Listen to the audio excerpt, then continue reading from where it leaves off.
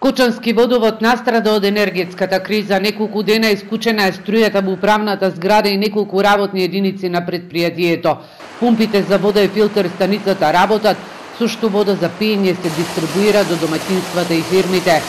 Струјата е исклучена заради долг од 50 милиони денари, кој најголем дел е направен во изминатите 3 месеци.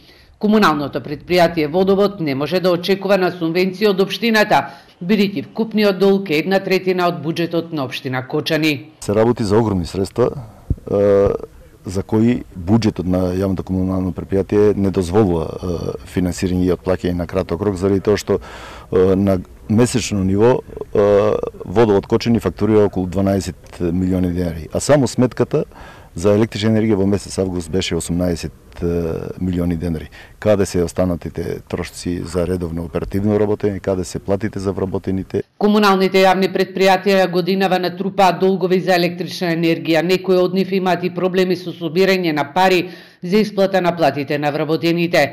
Директорот на Штипски Исар Трајче Здравко смета дека враќањето на регулираниот пазар барем ќе им ги намали сметките за струја и ќе можат да планираат средства за плати, тековно одржување на системите, но и исплата на дел од долговите.